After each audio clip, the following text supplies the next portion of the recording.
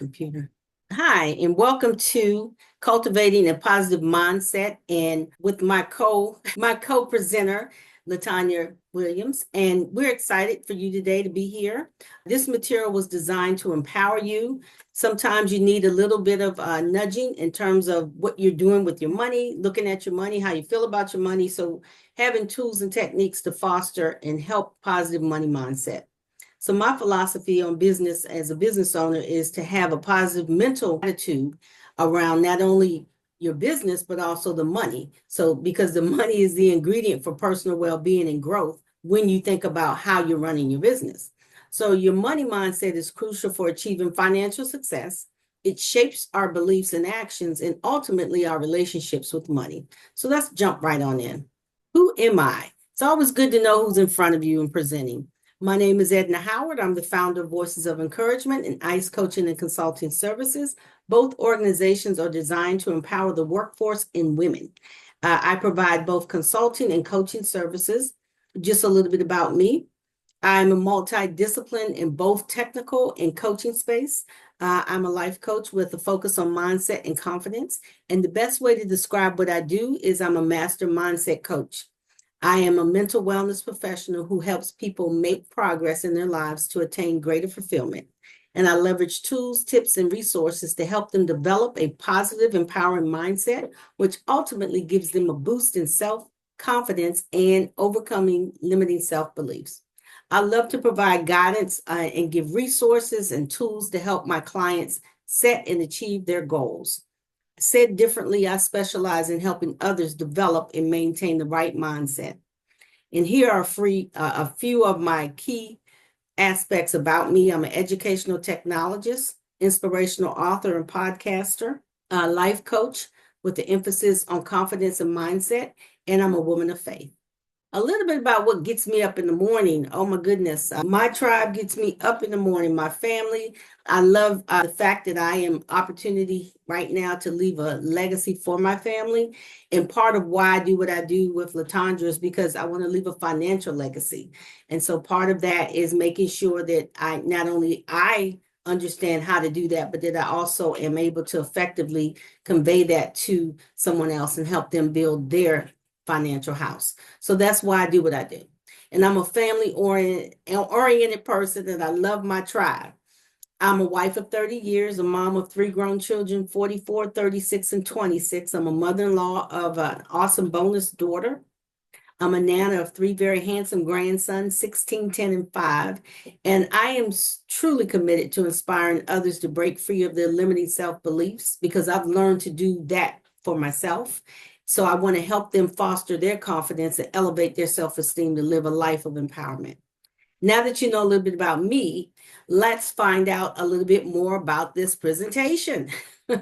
As we dive in, I want to talk to you first about cultivating a positive growth mindset and how crucial it is for your success. As a small business owner or professional mindset coach, I want to make sure that I give you the positive psychology around how to understand a money mindset journey. Understanding the landscape as an entrepreneur and a mindset coach also helps me understand that there is resilience in achievement. And so what that looks like is you could either have fixed mindset or growth mindset. To take a look at what I want to talk about is, let's take a look at the left side of the slide. Your fixed mindset. Belief that abilities and intelligence are really fixed traits, resilience and resistance to change in any new challenge, fear of failure and rejection. That's a huge one. A lot of people have fear of failure and rejection. They feel like if I'm a failure, I can't move forward. I can't do anything else. I'm stuck. And that's just not true. And so limited mindset that hinders personal professional growth and also focuses on maintaining stability and comfort. The way we grow is to get out of our comfort zones. And so part of that is looking over to the right side of the slide where you see all that beautiful color, the growth mindset, extending your growth mindset and cultivating that, understanding that at its core, a growth mindset is a belief in potential for personal professional growth, unlike a fixed mindset, which assumes that abilities and intelligence are static traits. A growth mindset thrives on the convictions that talent can be developed through a dedication and also effort in learning from setbacks. And that's important, understanding that sometimes a setback is a setup for a comeback. So small business owners who adopt a growth mindset view challenges as opportunities, setbacks as stepping stones, and failures as essential lessons on the path to success. I think I heard it said, LaTanya, that a lot of people, they fail forward, and you can't get to success without a failure. So most of it is look forward to failing, because failing is getting you to your next level. And it also teaches you very valuable lessons so you don't do the same thing again. 100%. Hopefully. I say that often. Exactly. So the growth thoughts, belief that abilities and intelligence can be developed through effort and learning. That is so true. Embracing challenges and seeking opportunities for growth. View failure as learning experiences and stepping stones to success. An open mindset that encourages personal and professional growth, which is so critical and key to develop your, and willingness to step out of your comfort zone and take risks for growth improvement. And so all of those are ways we can get into a growth mindset. And understanding that you want to pursue that and give yourself an opportunity to take a risk, act on learning, lean in, and make it happen. So let's get started on the mindset money piece. The importance of mindset in achieving financial goals. The foundation of that success is a positive money mindset acts as foundation, enabling you to set realistic goals, make informed decisions, and stay motivated. Financial freedom. It empowers you to break free from limiting beliefs, embrace opportunities, and build a secure financial future. Abundance mindset is a positive mindset which allows you to attract wealth and abundance into your life, fostering growth and mentality. Now, one of the things with an abundance mindset, you can't think one way and think that all this abundance is coming to you if you're thinking, I will never get this thing, or money will never come to me, and you're expecting all of these wonderful things to happen to you financially, but internally you're telling yourself, I can't do this, or that's never going to happen for me, or it's never going to happen to me. So learning how to increase your thought process around abundance mindset, a good way to look at it, you can say to yourself, I am open and receptive to all the blessings and abundance that the universe has for me. And I always say, well, God for me, but some people believe universe, but God made the universe. So God for me. So statistically speaking, too, mindset and wealth, there's a study that has shown that individuals with an abundance mindset are more likely to accumulate wealth compared to those with a scarcity mindset. So financial goals, you want to look at your financial goals. People with a positive money mindset are more likely to set and achieve ambitious financial goals. Debt management, that as well. A growth mindset can help individuals overcome debt and develop healthier financial habits. Because if you have debt and you're thinking to yourself, I'm never going to get out of debt, you don't have a plan, a blueprint, you haven't decided how you're going to do it, you don't have a direction, that can be very overwhelming. And guess what? It could make you fall into a place of just not feeling like you can move forward at all. Now, LaTanya is going to speak more about that and how you can shift yourself out of that way. But debt management is having a plan to get out of debt, not just staying in debt and accumulating more debt. Investment behavior, that's the last one. Individuals with fixed mindset may be more risk averse and miss out on investment opportunities. For example, don't be scared to invest. Don't be scared to try Robinhood or some of these other tools that are out there to allow you to just get a feel for it and then take a couple of courses around it. Identifying limiting beliefs about money. The first one is scarcity mentality, the belief that there is never enough money, leading to fear, anxiety, and holding back from taking financial risks. Money is a source of evil. As we grow up, I don't know how you grew up, but I know that you see things on social media and television, you think, wow, everybody with money and has power, they're doing bad things. But that's not always the case. That's just what media has shown us, and that gets ingrained in your spirit, and you can start to believe that when it's not even a true statement. Associating money with greed and corruption or negativity hinders our financial growth and abundance. So again, saying I am open and receptive to all the blessings and abundance that God has for me helps you get out of that thought process because you're pushing yourself past that. And also, the last one is lack of control, feeling powerless over your finances, blaming external factors for your financial situation. Take accountability. If you're doing something and you're doing it, take accountability for it and then create a plan to get out of it if it's taking you down the wrong path. So understanding money mindset. Definition about money mindset, it refers to our beliefs, attitudes, and emotions surrounding money. It's essentially the mental lens through which we perceive and interact with financial matters. Our money mindset can significantly influence our financial decisions, behaviors, and ultimately our overall financial well-being. So in essence, our money mindset acts as a filter, shaping our financial perceptions, decisions, and ultimately our financial outcomes. By understanding and cultivating a positive money mindset, we can improve our financial well-being and make more informed choices. Challenging negative thought patterns. This is where it gets really deep and awesome because you got to challenge your negative thought patterns. When you start to look at your thought patterns from recognizing them, you want to become aware of recurring negative thoughts about money, such as I'm not good with money or I'll never be rich. I've heard that so many times over my lifetime. The people say I'm not good with money, or I guess I hit the lottery and be rich. And then I look at them and say, well, you got to play to win, because if you ain't playing, you ain't going to even hit the lottery. So you have to really think about what it is that you're trying to accomplish at that point. When you have these recurring thoughts, you have to battle those thoughts with a positive mindset. So the next one is challenge the thought. Challenge the thought. Question the validity of those thoughts and look for evidence that contradicts them. Look for evidence that contradicts them. And the last one is replace negative thoughts. Replacing negative thoughts with positive affirmations and empowering beliefs about your ability to manage finances. That's so critical. It'll move you forward. Cultivating gratitude and abundance mindset. This is so critical. Gratitude practice is important. Focus on what you have. Acknowledge the abundance in your life, even the small things. Create a grateful journal if that helps. Get up in the morning and write 3 things that you're grateful for. Before you go to bed, write 3 things you're grateful for. And if you want to do it all day, you can stop at lunchtime and do 3 things that you're grateful for as well.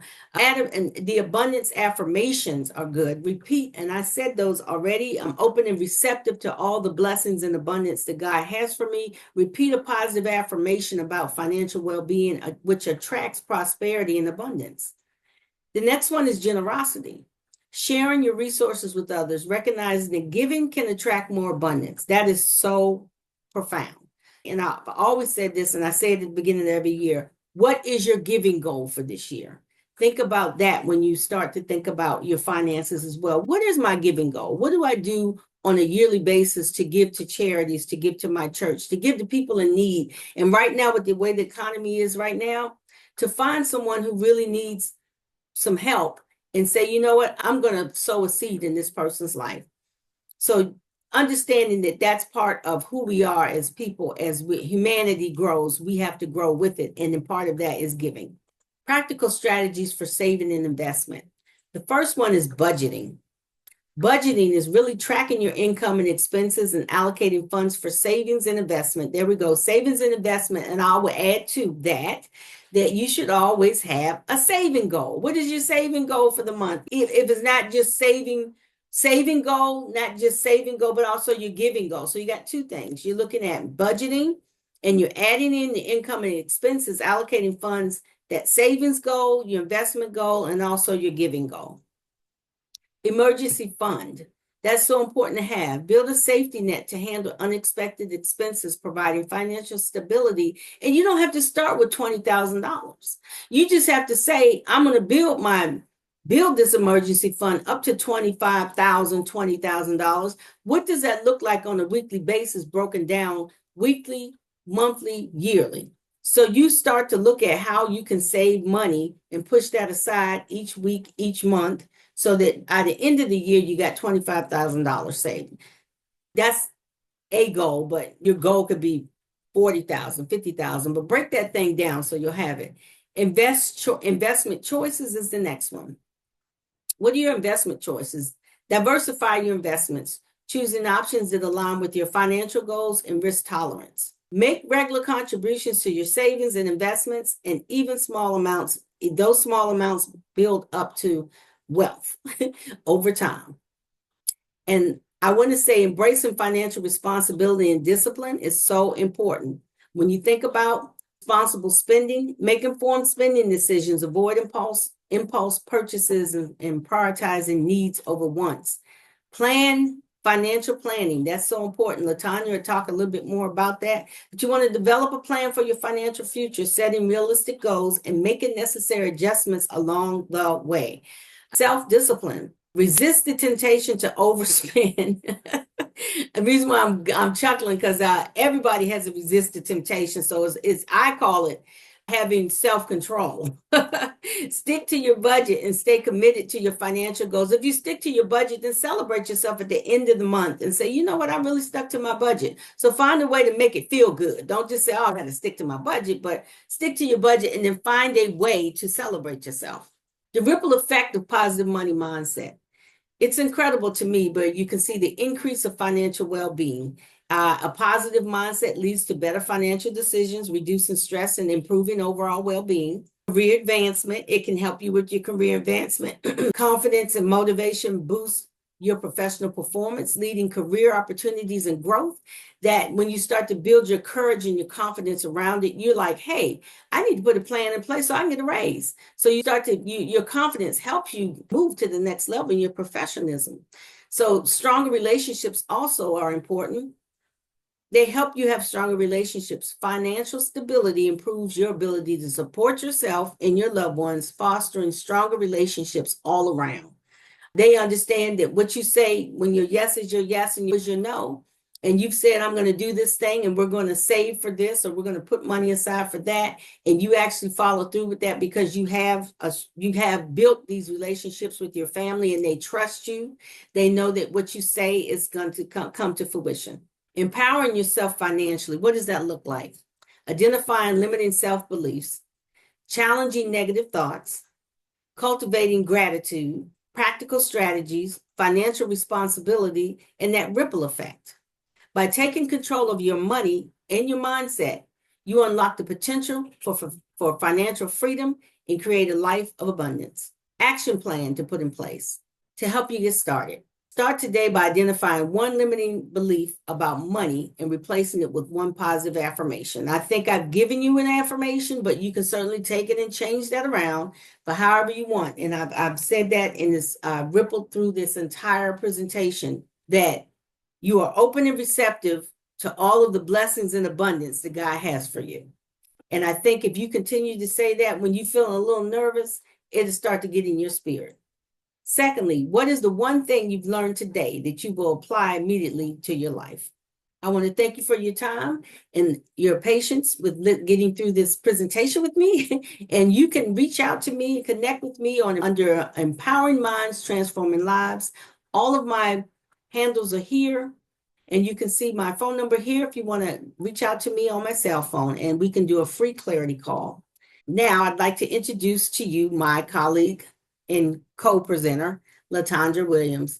Latondra's journey into financial industry diverged from her extensive background into food and beverage, where she dedicated over 15 years of her career. Despite her passion for assisting others within the restaurant realm, she felt a calling to expand her impact, taking on leadership roles within her church community, as well as contributing to the church and planning a church in the Inglewood area, just outside of Los Angeles, California. So Voices of Encouragement has partnered with Latondra so that she can share her knowledge, gifts, and talents through this platform and I present to you my co-presenter, Ms. Latondra Williams. Oh, Edna, thank you so much. I appreciate the introduction much.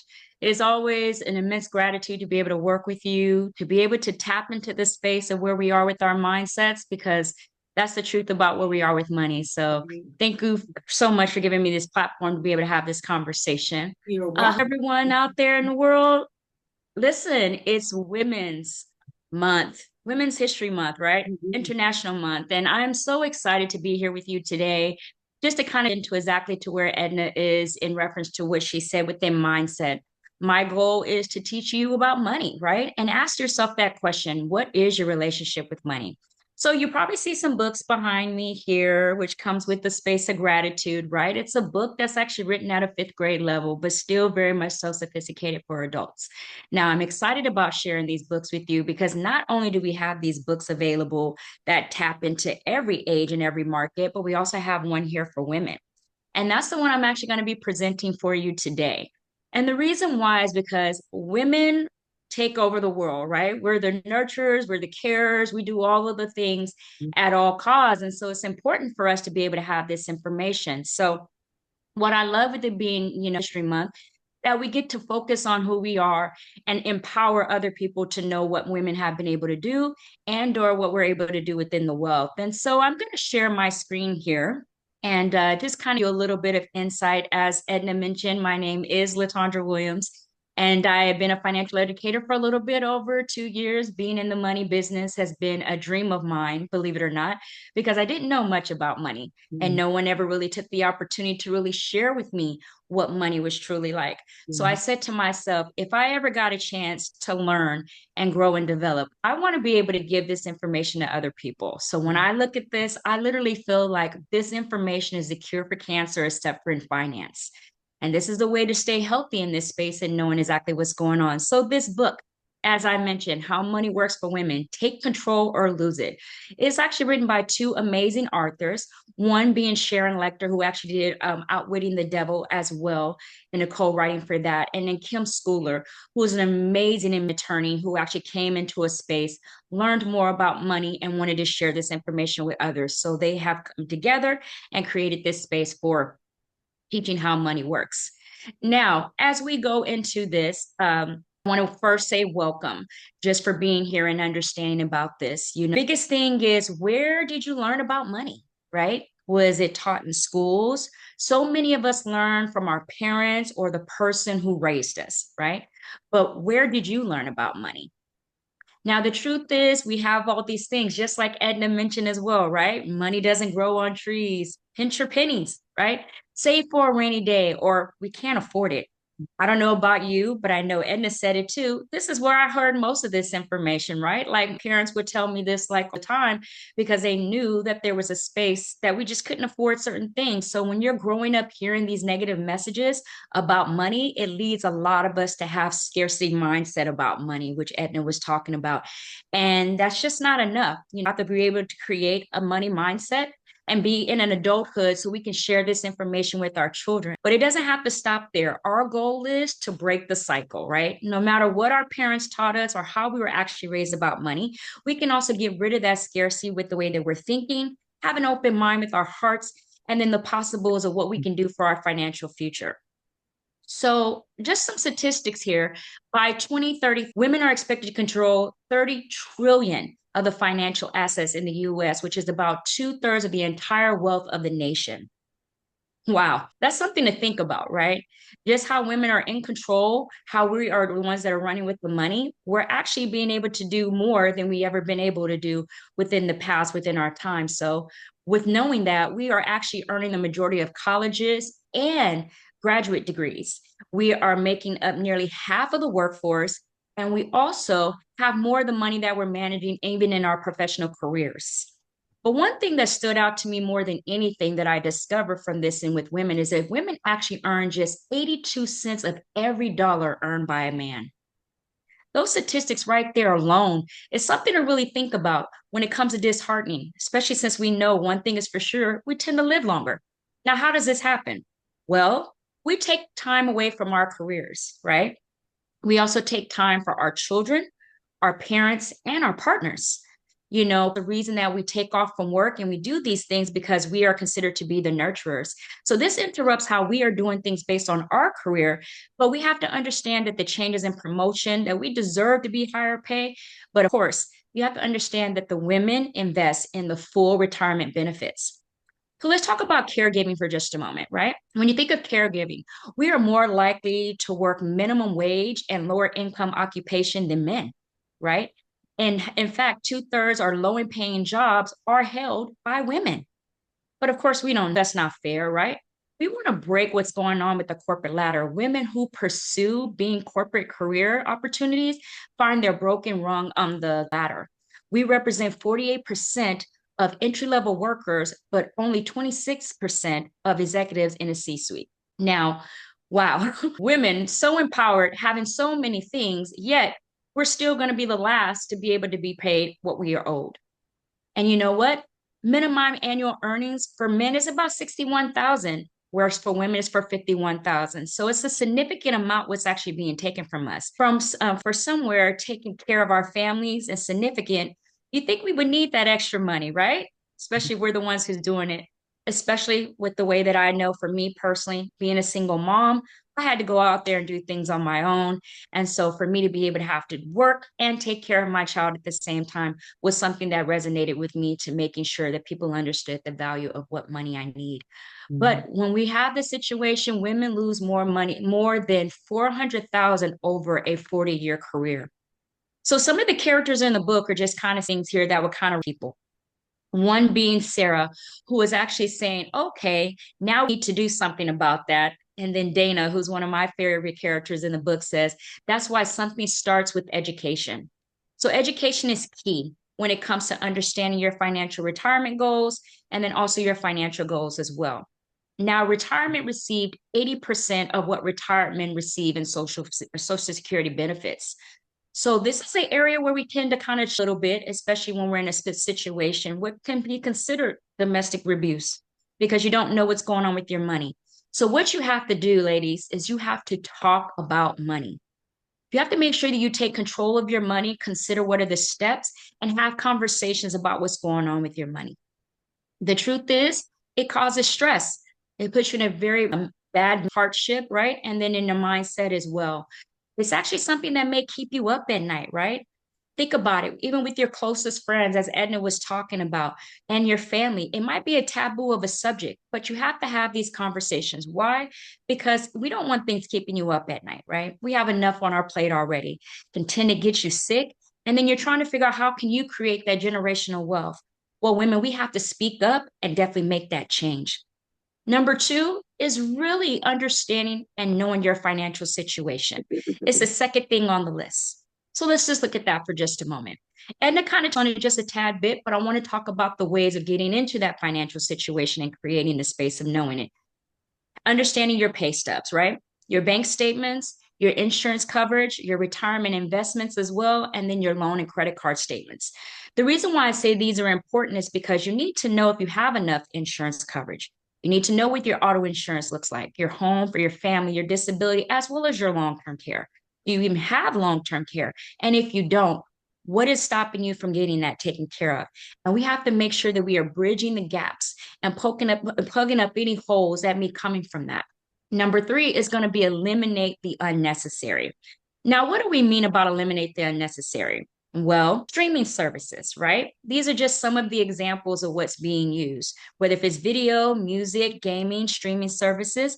You don't have to have these things overlap each other. We just need to know how much they actually cost. So just like Edna talked about with giving you ideas about knowing what you have within your services, there's things like Rocket Money and you have, these things you can do in creating that space, but you got to know where your money is going at all times. So you could put something away for savings. And of course, you don't want to hurt your credit score, right? You want to make sure that you have things set up on auto pay if you need to, schedule alarms on your phone, it's never late again. And make sure you're checking your account regularly. I know I check my account regularly, maybe online, or even going onto a mobile app because I don't want to have anything giving me any overdraft charges or any expenses that will do those things to eliminate that space. And then, of course, I want to make sure that I understand the lowest of my credit card balance, but that's for definitely more to do with that as well. But then even in the habits that we have, right? So making sure that you're creating great habits, right? That you're, of course, enjoying your coffee, right? But making sure that you understand that you can find another way in getting your coffee, maybe making it at home, saving that money. You'll be surprised how many people spend so much money on little things that are considered to be bad financial habits. And yes, you could treat yourself every so often, but give it as a celebration to something that you do instead of getting yourself in some kind of debt because of what you enjoy. Now, the fourth thing is setting your financial goals. When we look at our goals, we want to look from the short term, the midterm, and the long term. Now, think about it for just a moment. Your goals is what you do for your time frame, right? It's about identifying your goals when you have your medium term, like buying a house or getting a bigger house if you own one already, or what you want to do for your vacation as well. What is your dream vacation? What are your goals? And what do you need for your retirement and your long-term needs? But what we got to do is we got to make a plan and got to make it plain. Once you set those goals, you want to be able to achieve them as well. So if you know and you write them down and you make them plain, then that's how you know that you will be able to achieve them. Because, like Edna talked about, right, you got to have a target. Other than that, it's like this moving target, right? And then there's never going to hit that goal because you never set yourself for that to do. And if you didn't know, nearly 75 women do not have a plan to reach their financial goals, including their retirement. We just go from paycheck to from moment to moment. And unfortunately, the majority of women in that space don't understand the value of getting their retirement. But the truth is 80% of women die single while 80% of men die married. Interesting statistics, right? As a matter of fact, more than 70% of nursing homes residents are almost two-thirds with Alzheimer patients are women. It's very crucial that we know what long-term savings is about and how we could put ourselves in position to do nursing homes or Alzheimer's because we are those individuals. So you may have your mother, your sister, your aunt, your best friend who needs this information, right? Who knows what it takes to really take care of you and then planning for your financial future. And then save and invest more money is going to be number six. Now, when you're thinking about that, it's a goal that you have to have put into place, making sure you're saving for your investing and also in more money. Women are actually having the number one regret of not investing more money, right? We usually put ourselves in position where we report statistically that we only are putting in savings based on what that information, what is like kind of savings, but not necessarily to understand how to invest. So we show people how to invest their money as well. And there's a chart that's actually here that gives you the opportunity to say, if you save $1 a day, you will have over $30 a month and $365 in a year. If you save $10 a day, you have about $300 by the end of the month and $36.50 by the end of the year. Now, by taking these small steps, yes, it may seem small, but it's going to be able to apply, and you could do financial principles and compound these where you have time value of money, where you're saving the potential of growth and also over time to help you reach your goals. Now, the next thing that we're going to do is we're going to learn how money works. Now, this book gives you the tools to kind of get that. And of course, it's broken down at the fifth grade reading level. And the good thing about it is with breaking down all of those financial words into bite-sized pieces, it's about understanding how to take control about how your money works. So you should continue to be a student when it comes to learning about your finances. Now, how much does financial literacy cost you and your family? Well, knowing that money works and the cost, according to statistics, in 2022, financial literacy course in American adults of 1,800 and how much money costs for you and your family. Did you know that paying a higher premium in insurance, do you know how much you're paying in your insurance? And then also, do you use credit cards using it for a medical or for emergency expenses? Or are you paying a higher interest in your debt? Maybe you're living from paycheck to paycheck and you're waiting to set some money to the side for your financial future, as well as for your retirement goals and long-term care as well. Well, there's financial companies out there that can help you not only teach you financial literacy, but understanding the cost of this. And you can find people who also won't charge you for the services because they want you to be educated in that space. And the way to get educated is to understanding your 7 money milestones. Now, our original book does have How Money Works, Stop Being a Sucker, where it always talks about the 7 money milestones. And basically, it's the pillar of a solid financial plan. By understanding and paying attention to all the things in the makeup of financial picture, you have your financial education, proper protection, emergency fund, debt management, cash flow, building wealth, and protecting that wealth. You have the power to control your financial future. So use the roadmap to the financial independence in order to get you to that space. Now, I want to take this opportunity just to share a few characters with you, right? Characters that are actually in the book. These are great young women who come from different ages, different backgrounds, and it's a fun way and an easy way to read and also to learn about life solutions and real life situations, that challenges that actually come up to women. So you have Zoe, who is a student, right? She's actually wanting to be a marine biologist. And she talks about her story and about what money looks like for her. Then we have Sarah, who's in real estate and a real estate agent, May, who is actually a history professor, and also in the sandwich generation. Maria, who is actually a CPA, Hope, who is a nurse, Fatima, who is actually an at-home mom, and then we have Val, who is actually a blogger, and she has social media influence as well, and she has a child who actually has autistic as well. So she talks a little bit about her story with that. And then, of course, Dana, who is a hospital director, who's one of my favorite characters.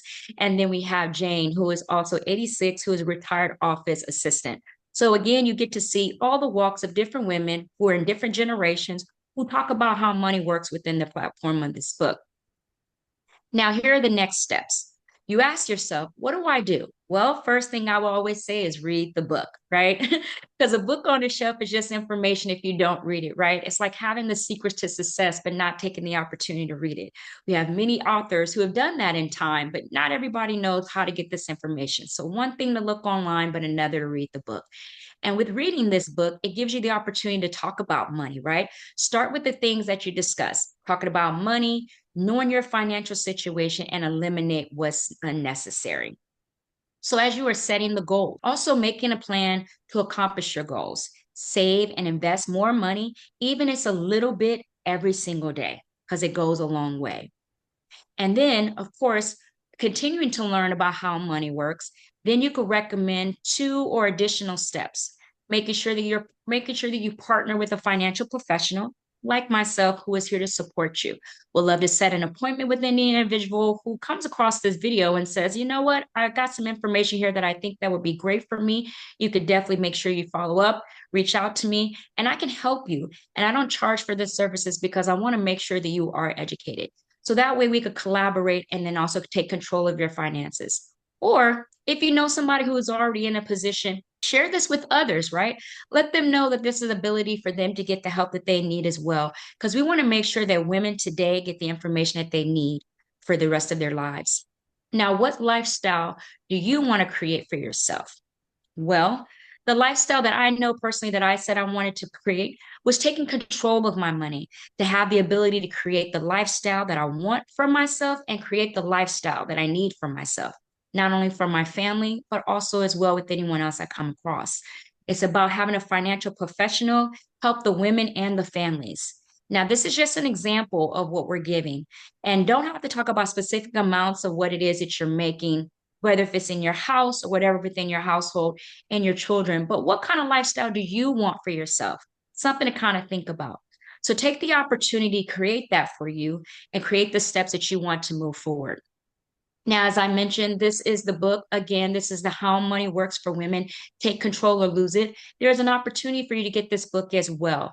And I have definitely partnered up to be in a space to not only do great things that you are going to see as you approach the video, but also the information that you can to meet with me as well. I do have my social media platforms available also for you to tap in, to meet out, connect with me on LinkedIn also, here to support you. I do hope that you felt the to what not only as women to know and what money works and how you have to have a great mindset, as Edna has mentioned as well, but also knowing the values of who you are as a woman and getting your power back and taking control. So thank you so much for this opportunity to speak to each and every one of you. It's always a pleasure to be on with you, Edna. Thank you so much for giving me this platform once again to be able to share this information and teaching people how money works. Awesome. Thank you, Latondra. Great presentation. And I'm looking forward to finishing out this month, Women's Month, and sharing this and making sure that those who want to reach out to us, feel free to reach out to us. Latondra's giving you all her handles and information. I have as well.